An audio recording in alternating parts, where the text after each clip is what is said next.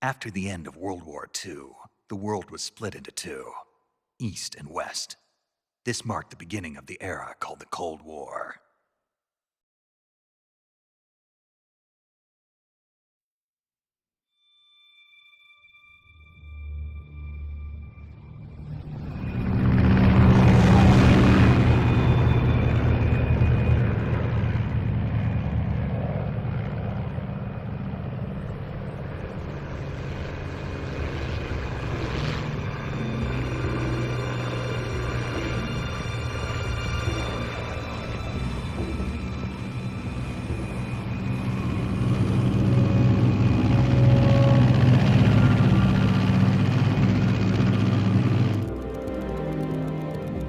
Flying over Pakistan, altitude 30,000 feet. Approaching Soviet airspace. 20 minutes to drop off. Commencing internal depressurization. Equipment check. Arm main parachute. All right. You ready to go? Drop zone still showing a high pressure mass. Cav okay. Good. We've got high visibility.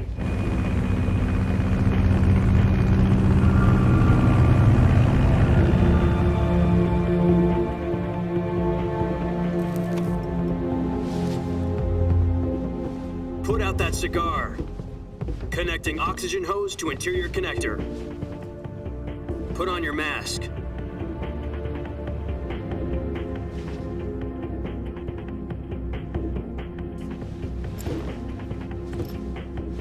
Does this panty waste know what he's doing? Approaching release point. 10 minutes to drop off. Hey, are you deaf? He said put out the cigar and put on your mask.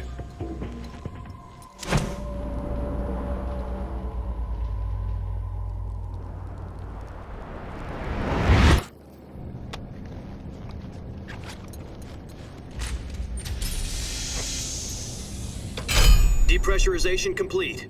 Checking oxygen supply. 6 minutes to drop off. Opening rear hatch.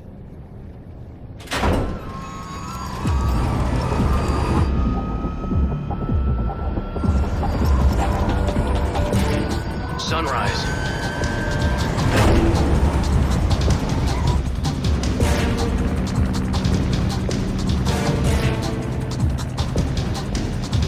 External temperature minus 46 degrees Celsius.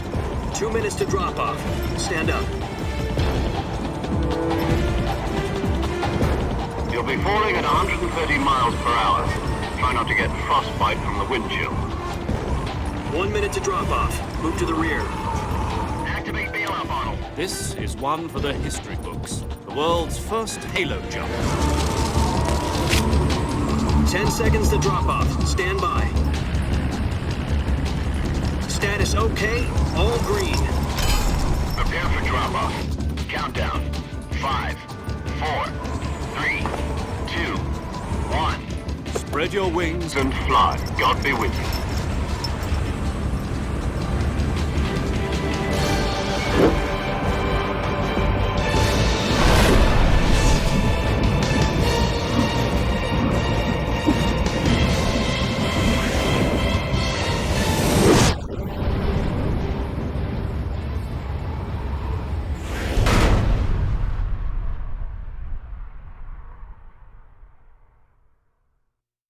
Jack, I've got some important news.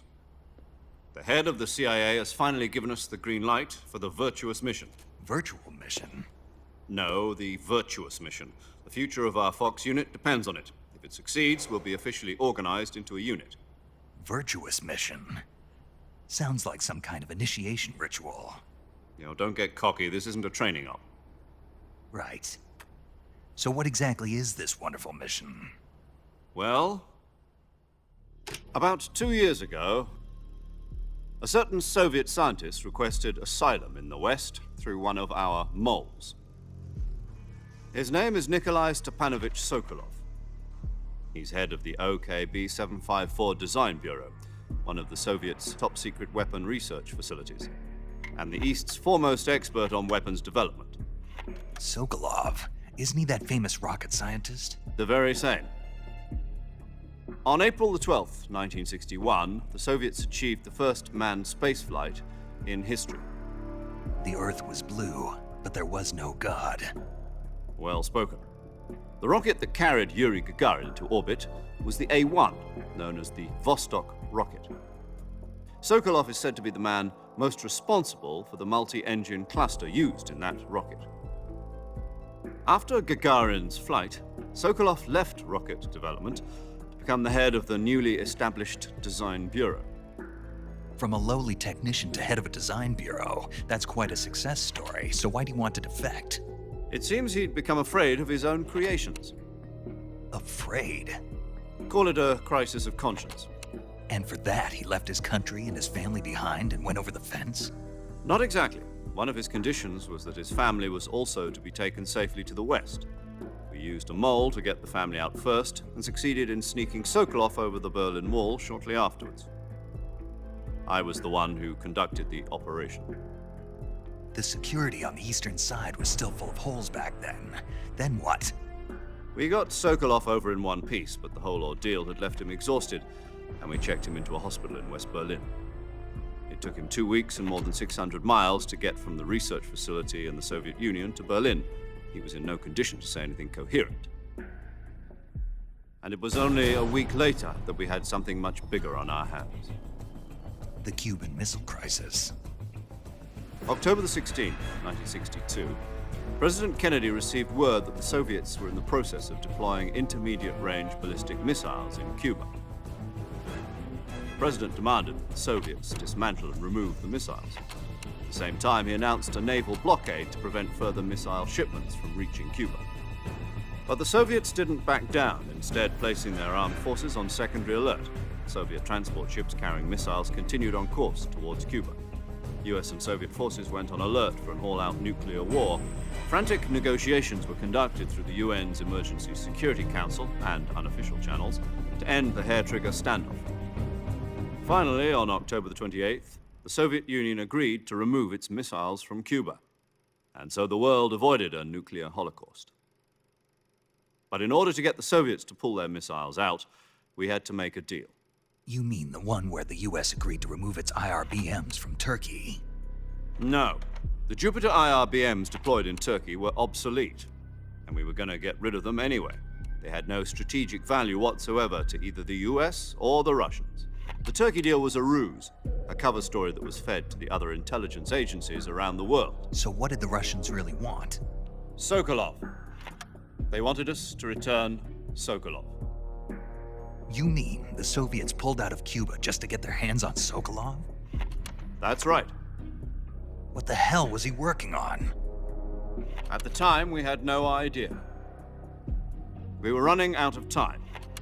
It was either give up Sokolov or risk full-scale nuclear war. In the end, we had no choice. President Kennedy gave in to Khrushchev's demand. The next day, I got Sokolov out of the hospital, handing him over to agents on the eastern side. Sokolov kept on screaming, "Save me," until he disappeared from my sight. Then a month ago, we received some new information from one of our moles. About Sokolov? Yes. He was taken back to the research facility and forced to continue working on the weapon in question under KGB supervision. What's more, it's on the verge of completion. So what kind of weapon is it? Something to do with space rockets? No, missiles. Same technology. I guess you're right. We don't know the details, but it appears to be a new kind of nuclear device. For half a year now, the Soviets have been conducting frequent nuclear tests at Semipalatinsk. Something to do with the weapon, I assume. We're talking about a secret weapon so big that Khrushchev was ready to pull out of Cuba to get it back. Is Sokolov still in the facility? No. According to our intelligence, he's in Selinoyarsk, a place in the mountains about 3 miles to the west that's known as the Virgin Cliffs. The Virgin Cliffs. Nice name for a virtuous mission. They moved him there just recently. Why? Apparently, they're conducting a field test of the weapon, but it's our best chance to get him back. This mission would never have been possible if he was still in the research facility. This is our last chance. Sokolov must have known that too when he contacted us.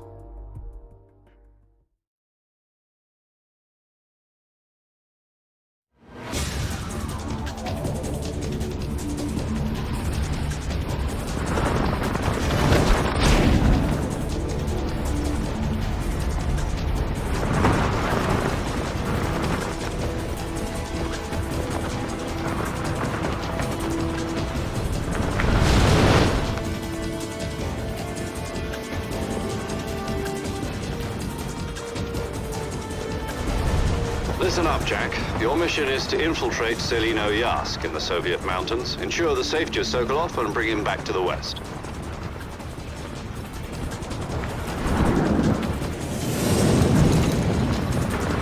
If we don't get Sokolov back before that weapon is complete, we'll be facing a major crisis. The clock is ticking.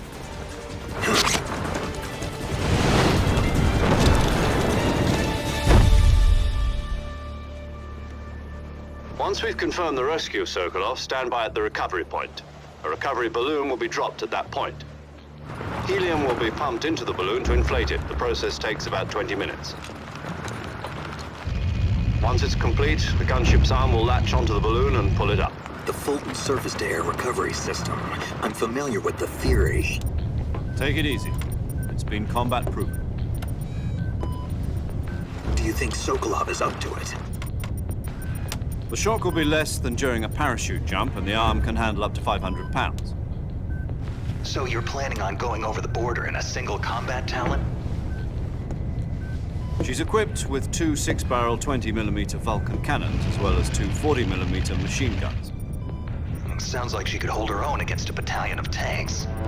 Even with the fuel in the reserve tank, we're facing a 4-hour time limit. If all goes well, it shouldn't take more than a few hours. Home in time for dinner. But if anything goes wrong, you'll be eating dinner, breakfast, and all the rest of your meals in the jungle.